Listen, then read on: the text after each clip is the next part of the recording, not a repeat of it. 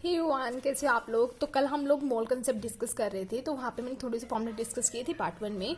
तो वीडियो थोड़ी लेंथी हो जाती है, इसलिए मैंने स्टॉप कर दी थी वहीं पे। तो आज हम क्या डिस्कस करने वाले हैं, आपका पार्ट 2 डिस्कस करने वाले हैं, ठीक है। तो पार्ट 2 में हम स्टार्ट करते हैं आपकी मास परसेंटेज से।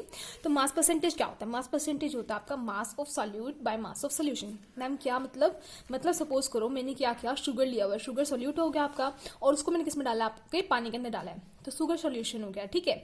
तो जो आपका शुगर हो गया वो आपका क्या हो गया, शुगर, तो मतलब सल्यूट हो गया। और जो शुगर सॉल्यूशन बना है ना, क्योंकि इसमें क्या था, शुगर था प्लस में पानी था, तो जो ये हो गया, ये आपका क्या हो गया, नीचे वाला सोल्यूशन का। मतलब आपको ऊपर क्या रखना है, शुगर का मास रखना है, नीचे आपको क्या रखना है, mass of solution, means sugar का प्लस का वाटर का रखेंगे आप मास, इंटू में 100 कर देंगे, तो यहाँ से आप क्या आ जाएगा, मास परसेंट आ जाएगा, ठीक है।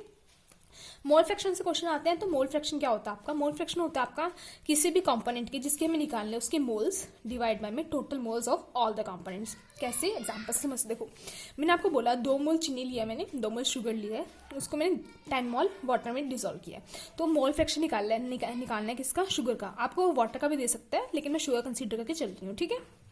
तो अगर मैं बोलती हूँ कि आपको मोल फ्रैक्शन निकालना है किसका, शुगर का, तो आप कैसे करेंगे, 2 मोल्स गिवन है, हाँ जी मैम 2 लिखा ऊपर, और नीचे क्या लिखने, टोटल मोल्स लिखने, total moles in the sense water के भी और शुगर के भी। तो टोटल मोल्स कितने होंगे, 2 + 10 = 12। तो यहाँ से कितना आएगा, 2/12 मतलब 1/6। तो आपका मोल फ्रैक्शन कितना आएगा, 1/6। सिमिलरली मैं आपको बोलती हूँ कि आपको क्या निकालना है, मोल फ्रैक्शन ऑफ वाटर निकालना है, ठीक है। तो आप कैसे करेंगे, वाटर कितने मोल्स है मैम, 10 है, डिवाइड बाय में टोटल मोल्स कितने हो गए, 10 बाय कितना हो गया, 12 हो गया।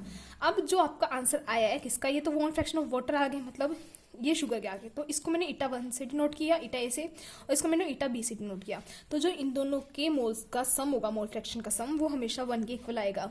अगर आपको ये बात पता होगी तो आपके एग्जाम में ना बहुत सारे न्यूमेरिकल सॉल्व हो जाएंगे, इसी विल सिर्फ और सिर्फ इस बात से, तो इस बात को ध्यान रखना, ठीक है। मोलैरिटी और मोलैलिटी बहुत ही ज्यादा कंफ्यूजन होती है, मैं आज तक कभी समझ ही नहीं आया, कंसेप्ट तो अच्छे से समझते हैं। देखो क्या होता है, वो मोलैरिटी की बात करते हैं। मोलैरिटी रिटी मतलब प्रिटी सा लग रहा है ना सुनने में, तो क्या होता है ये, देखो मेरे पास क्या है, एक मैंने क्या लिया, मान लो ये मेरे पास सोल्यूट है, ठीक है। तो मैंने 1 मोल सोल्यूट लिया, 1 मोल मैंने क्या लिया, सोल्यूट, ये रख दिया मैंने, ठीक है। और 1 लीटर मैंने क्या लिया, पानी लिया, ठीक है। अब मैं एक थर्ड बीकर लेती हूँ, इसके अंदर मैंने क्या डाला, 1 मोल सोल्यूट डाल दिया, ठीक है, डाल दिया मैंने क्या, 1 मोल सोल्यूट, ठीक है। अब इस बीकर में मैं 1 लीटर पे निशान लगा दूंगी। अब जो आपको पानी डालना है वो कितना डालना है कि वो सिर्फ 1 लीटर निशान तक ही फिल हो। मैंने ये नहीं बोला कि 1 लीटर पूरा पानी डालना है, मैंने क्या बोला है, जो थर्ड बीकर है उसमें आपको 1 मोल सोल्यूट डालने के बाद उतना पानी डालना है कि जो थर्ड बीकर है वो कहाँ तक पहुंच जाए, 1 लीटर तक पहुंच जाए। इस बात को ध्यान से समझना, देखो यही डिफरेंस होता है बेसिकली मोलैरिटी और मोलैलिटी में। तो इसको अच्छे से समझो, क्या कि मैंने 1 मोल सोल्यूट डाला, उसके अंदर मैं कितना पानी डाला कि जो थर्ड बीकर है वो 1 लीटर तक पहुंच जाए, ठीक है। मैंने ये नहीं बोला है कि मैंने 1 लीटर सोल्यूशन मतलब 1 लीटर सॉल्वेंट ऐड किया है। इस बात को सुन लिया होगा आप लोगों ने, नहीं सुना तो वीडियो बैक करके वापस से सुनो, क्योंकि ये चीज़ बहुत ही ज़्यादा इंपॉर्टेंट है, ठीक है। तो क्या फॉर्मूला बन गया, number of moles of solute, मतलब जो मैंने ये सोल्यूट डाला है इसके नंबर ऑफ मोल्स, ठीक है, डिवाइड बाय में वॉल्यूम ऑफ सोल्यूशन, कि जो पूरा सोल्यूशन है, ये वाला पूरा सोल्यूशन है, ये कितना बना है, किसमें देखेंगे हम, लीटर्स में। अगर लीटर्स में नहीं दिया होता, आपको एमएल में दिया होगा, तो आप एमएल को लीटर में चेंज कर लेना, आपको यूनिट कन्वर्जन तो आती होगी इतनी, ठीक है। तो अगर मैं आपको बोलूँ कैसे करोगे इसको सॉल्व फर्दर, देखो मैम हमें पता है नंबर ऑफ मोल्स क्या होता है, गिवन मास में मोलर मास, हम लिख लेंगे, यहाँ से हमारे number of moles of solute निकल जाएंगे। देन क्या करना है, उसको वॉल्यूम ऑफ सोल्यूशन से डिवाइड करना है, जो कि इसमें आपकी लीटर में है, ठीक है। एक चीज़ और, जो मोलैरिटी होती है आपकी क्या होती है, टेम्परेचर डिपेंडेंट होती है। अब जो सबसे इंपॉर्टेंट बात आती है वो देखो क्या है, देखो मैंने क्या किया, 1 मोल चीनी ली, उसके अंदर मैंने 1 लीटर पानी डाल दिया। सपोज करो मैंने 1 मोल चीनी ली और 1 लीटर मैंने पानी डाल दिया, या चलो आप 2 लीटर पानी डाल, ताकि आप कंफ्यूजन ना हो कि 1 लीटर क्यों लिया है, ठीक है।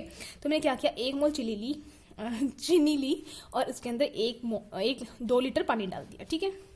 अब क्या किया मैंने, उसके अंदर 1 लीटर और पानी डाल दिया, तो अब क्या हुआ फाइनल सोल्यूशन में, चीनी तो कितनी रहेगी आपकी, 1 मोल ही रहेगी, और जो पानी हुआ वो कितना हो गया, 1 मोल, 1 लीटर यहाँ का, ठीक है, और 2 लीटर यहाँ का, कितना हो गया, 3 लीटर हो गया।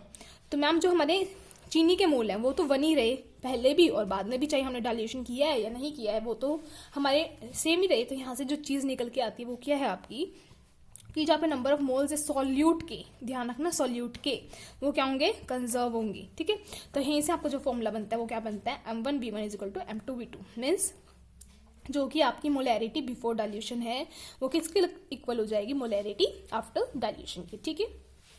देन वैसे ये क्वेश्चन देख लो, मतलब ये फॉर्मूला देख लो, ज़्यादा इंपॉर्टेंट तो नहीं है बट फिर भी मैंने बता दिया, देख लो एक बार क्या होता है।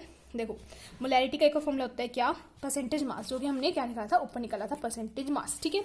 इनटू में क्या 10, इनटू में डेंसिटी गिवन होगी आपको, और डिवाइड में क्या करना है आपको, मोलर मास ऑफ सॉल्यूट, ठीक है। ये फॉर्मूला एक। देन आता है आपका मोलैलिटी। ध्यान से ना, मोलैलिटी इसको हम किसी डिनोट करते हैं स्मॉल m से, और मोलैरिटी को हम डिनोट करते हैं कैपिटल M से। और सिर्फ यही आपका क्या होता है, टेम्परेचर डिपेंडेंट होता है, मोलैलिटी आपका टेम्परेचर डिपेंडेंट नहीं होता है, ठीक है।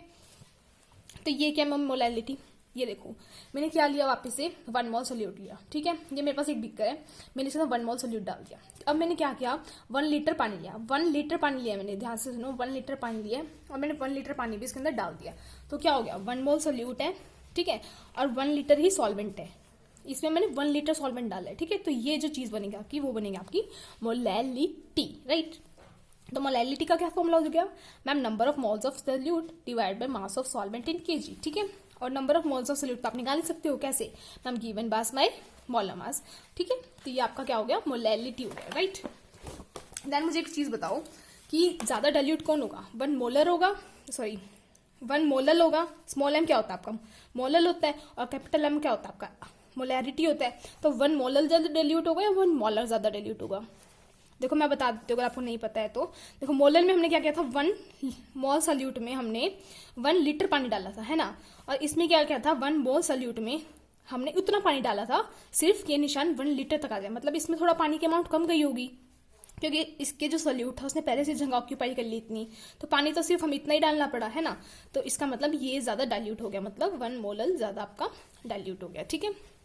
देन इंपॉर्टेंट टर्म है ये पीपीएम। सबसे पहली बात आती है मैम, हम इसको यूज़ कहाँ करते हैं, इसको यूज़ करते हैं, देखो मैंने समुद्र के अंदर क्या डाल दिया, 1 चम्मच नमक डाल दिया, वैसे तो उसके अंदर नमक होता है, ठीक है, यूजलेस बात कर रही हूँ मैं, बट अगर मैंने समुद्र में एक चम्मच चीनी डाल दी सपोज, तो वो पानी मीठा थोड़ी ना हो जाएगा, कुछ फर्क पड़ेगा उस पर, कुछ नहीं पड़ेगा।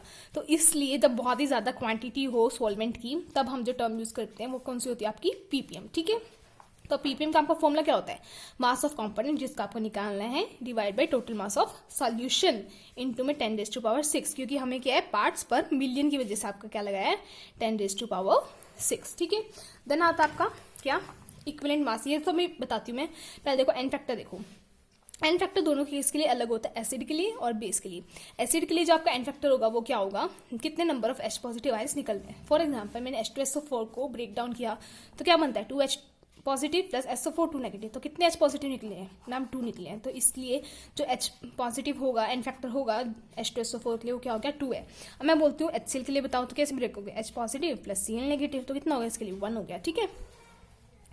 सिमिलरली अगर मैं बेस की बात करती हूँ तो बेस के लिए क्या हो गया, नंबर ऑफ OH आयंस कितने डोनेट हो रहे हैं, ठीक है। जैसे CaOH का हॉल ट्वाइस है, तो कैल्शियम 2 पॉजिटिव प्लस का 2 OH नेगेटिव, तो कितने OH नेगेटिव निकल रहे हैं मैम 2 निकल रहे हैं, तो एन फैक्टर क्या हो गया इसका 2 हो गया, ठीक है। अब एन फैक्टर आपने निकाल लिया, अब आते हैं हम इक्विवेलेंट मास पे। इक्विवेलेंट मास क्या होता है बेटा, इक्विवेलेंट मास ये होता है आपका कि आपका मोलर मास किया है डिवाइड बाय में एन फैक्टर, जो आपके यहाँ से निकालेंगे, ठीक है। इक्विवेलेंट मास क्या होता है, मोलर मास डिवाइड बाय में एन फैक्टर, ठीक है। ये टर्म समझ आ गई। अब आते हैं हम नॉर्मेलिटी। नॉर्मेलिटी को किसी डिनोट करते हैं, कैपिटल एन से डिनोट करते हैं। नॉर्मेलिटी क्या हो गया, नंबर ऑफ इक्विवेलेंस। अब कहोगे मैम नंबर ऑफ इक्विवेलेंस तो बताया नहीं, नॉर्मेलिटी बतानी चलेगी, तो नंबर ऑफ इक्विवेलेंस देख लो पहले। तो नंबर ऑफ इक्विवेलेंस क्या होता है, गिवन मास बाय इक्विवेलेंट मास। जैसे आपका नंबर ऑफ मोल्स होता है ना, नंबर ऑफ मोल्स का फॉर्मूला क्या होता है ma'am, given mass by molar mass. तो मोलर मास की जगह मैंने क्या लिख दिया इक्विवेलेंट मास, और इक्विवेलेंट मास मैंने आपको निकालना बता दिया है कैसे, molar mass by N factor. तो कुछ डिफरेंस नहीं है, मोलैरिटी ये आपका किसकी तरह हो जाएगा, मोलैरिटी की तरह ही हो जाएगा, बस क्या है यहाँ पे नंबर ऑफ इक्विवेलेंस, जो कि नंबर ऑफ इक्विवेलेंस कैसे आएगा, मतलब नंबर ऑफ मोल्स हो गया, given mass by equivalent mass. Equivalent mass कैसे आता है, molar mass by N factor और डिवाइड बाय में volume of solution in litre. तो अगर किसी बच्चे को थोड़ी बहुत भी कंफ्यूजन है, समझ नहीं आया क्या है, तो क्या करना, normality is equal to N factor into में मोलैरिटी निकाल देना। सिंपल सी चीज़ है, ये फॉर्मूला बहुत ही ज़्यादा इंपॉर्टेंट, जिसको नॉर्मेलिटी निकालनी नहीं आती उसके लिए क्या ये गॉड है, ठीक है। तो याद कर लेना इस फॉर्मूले को। देन आता आपका एक्यूरेसी एंड प्रिसीजन। बच्चों को इसमें बहुत डाउट रहता है मैम हमें समझ नहीं आया क्या है। तो एक्यूरेसी क्या होती है कि आपकी जो आंसर आया वो कितना क्लोज है। देखो मैंने आपको एक्सपेरिमेंट करने के लिए दिया, आप टाइट्रेशन का एक्सपेरिमेंट करते हो मान लो, तो मैं आपको बोलती हूँ उसकी वैल्यू ना सपोज करो 5.6 के अराउंड आती है, और ठीक है कोई बच्चे निकाल के लाया मैम 5.4 है, कोई निकाल के लाया मैम 5.5 है, तो मतलब आप इसके 5.6 के पास पास निकाल के लाए हो। अगर आप बोल दो मैम 3.4 आ रही है तो 5.6 से तो बहुत ही ज़्यादा दूर है। लेकिन जो आपके ग्रुप में जितने भी बच्चे वो एक्सपेरिमेंट करते हैं मैम, उनकी वैल्यू आती है 3.5 आ गई, 3.3 आ गई, 3.2 आ गई। तो जो ये आपकी ये वाली वैल्यूज आई हैं, ये कि आपकी प्रिसाइज है, मतलब जितने भी सब बच्चों ने आपस में मिलकर वैल्यू निकाली है उनकी खुद की तो आपस में एक दूसरे के पास पास है, बट जो एक्चुअल वैल्यू है आपकी 5.6 उससे दूर है। तो एक्यूरेसी क्या होगी कि आपकी कितनी क्लोजनेस है किससे, ट्रू वैल्यू से। और जो प्रिसीजन है वो क्या हो गया कि जो रिजल्ट है आपस में, जो आप बच्चों के रिजल्ट निकले वो आपस में कितने क्लोज हैं। ठीक है, तो ये तो बेसिक सा हो गया। थोड़ा सी नॉर्मल बात डिस्कस कर लेते हैं। देखो ज़्यादा इंपॉर्टेंट तो नहीं है बट फिर भी मैं डिस्कस कर लेती हूँ। देखो क्योंकि फिजिकल केमिस्ट्री में आप इनसे डील करोगे तो डिस्कस करना सही रहता है। देखो साइंटिफिक नोटेशन क्या होता है, देखो साइंटिफिक नोटेशन क्या होता है, N capital N into 10⁻⁴ small N. ये स्मॉल एन आपका पॉजिटिव हो सकता है, नेगेटिव हो सकता है, जीरो हो सकता है, it can be anything. But जो आपका कैपिटल एन है वो 1 to 10 के बीच में ही होगा। ठीक है, सपोज करो मैंने आपको ये नंबर दिया, अब आपको क्या करना है, इस पॉइंट को आप शिफ्ट करना है, आगे भी कर सकते हो पीछे भी कर सकते हो। आगे कैसे शिफ्ट करोगे मैम, जो आगे एन होता है ना वो 1 to 10 के बीच में आएगा, तो हमें 2 पॉइंट शिफ्ट करने पड़ेंगे। ठीक है, तो हाँ जी मैंने 2 पॉइंट शिफ्ट किए। तो देखो नंबर लाइन कैसे बनाते हो आप, यहाँ पे 0, यहाँ पे नेगेटिव होता है, यहाँ पे पॉजिटिव होता है। लेकिन अगर आप साइंटिफिक नोटेशन में जा रहे हो तो यहाँ पे आप पॉजिटिव करना और यहाँ पे आप नेगेटिव करना। तो मैंने पॉइंट इस साइड शिफ्ट किया है, मतलब मैं इस साइड गई हूँ, तो क्या आएगा 10⁻⁴ पॉजिटिव। कहाँ पे कितने पॉइंट गई हूँ, 2, तो आ गया 2। ठीक है, सपोज करो मेरे पास ये नंबर है 1357.325 है। अब मैं बोल रही हूँ इसको शिफ्ट करना है, देखो 1 to 10 के बीच में आना चाहिए, तो मेरे को यहाँ पे शिफ्ट करना पड़ेगा। तो कितना शिफ्ट किया मैंने, 1.357325 इंटू 10⁻⁴ कितना आएगा, 1, 2 और 3, कितना पॉजिटिव का, क्योंकि मैं इस साइड गई हूँ तो पॉजिटिव आएगा। ठीक है, अब देखो मैं आपके पास क्या एग्जाम्पल है, 0.0038 है और मैं जाती हूँ किस साइड, राइट साइड, तो क्या आएगा, नेगेटिव आएगा। नेगेटिव आया, कितना शिफ्ट किया है, 1, 2 और 3, तो क्या आएगा 3.8 इंटू 10⁻⁻3, तो यहाँ पे डिफरेंस आ जाएगा। ठीक है, अब जो नॉर्मल रूल है सिंपल है, फटाफट देख लो क्या है।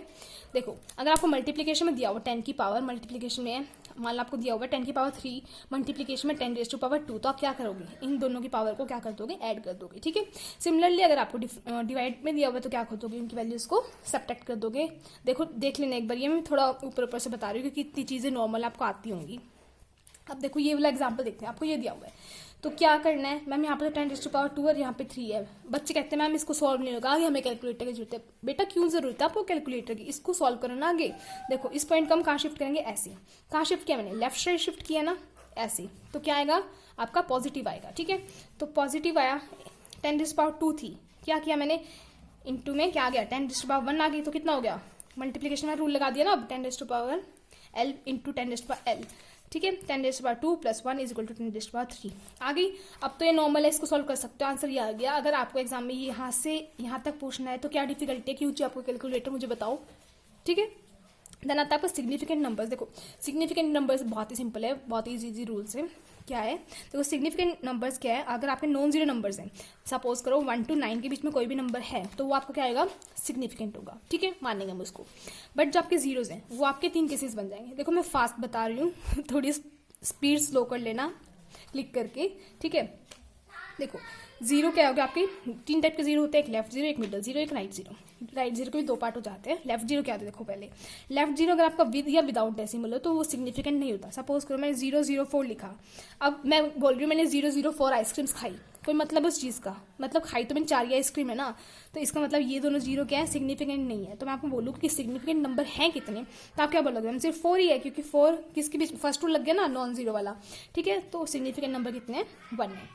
अब मैं बोलते हैं आपको 0.0004 आइसक्रीम्स खाई मैंने, तो खाई तो मैंने अभी भी 4 ही हैं, चाहिए मैं पॉइंट लगा दूँ या कुछ लगा दूँ, तुमको क्या मतलब है उस चीज़ से।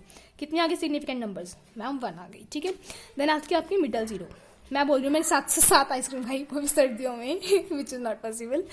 तो फिर क्या होगा, आपके सिग्निफिकेंट नंबर्स कितने हो जाएंगे, ये भी काउंट होगा, जीरो भी काउंट होगी, क्योंकि अब इस जीरो की वैल्यू है। ठीक है, तो सिग्निफिकेंट नंबर्स कितने आ गए, 1, 2 और 3। ठीक है, देन आता है आपकी राइट जीरो। राइट जीरो में आपके 2 केसेस बनते हैं, एक तो नो डेसिमल वाला, एक डेसिमल वाला। मैथ्स वाले स्टूडेंट कहते हैं कि डेसिमल की वैल्यू नहीं होती, मतलब इस वाली जीरो की क्या वैल्यू है। अगर मैं आपको 100 रुपीज़ देती हूँ, मैं बोलती हूँ मैंने आपको दिए 100.00 रुपीज़ दिए, तो बच्चे कहेंगे मैम दिए तो 100 ही हैं, बट हमारी केमिस्ट्री टर्म्स में इन जीरो की वैल्यू है जो पॉइंट के बाद वाली है, तो इसको मत भूलना वरना मैडम आपको भूल जाएगी। क्या मतलब हुआ, कितने सिग्निफिकेंट डिजिट कितने हो गए यहाँ पे 3 हो गए, क्योंकि एक 4 हो गया, एक 2, ये 0 हो गई, ठीक है, क्योंकि आपको पॉइंट वाली वैल्यूज हैं वो सिग्निफिकेंट आपकी कंसीडर करनी है।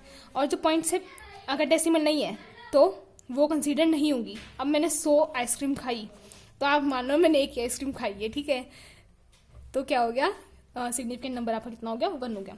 अब इसमें मुझे सिग्निफिकेंट नंबर्स बताना कमेंट बॉक्स में, और वीडियो अच्छी लगी तो लाइक कर देना, और इस वीडियो को ना Avogadro number of times share कर दो यार, कुछ तो कर लो, थोड़ी बहुत है, ठीक है। अगर आपको वीडियो अच्छी लगी तो लाइक कर देना। Thank you so much for watching.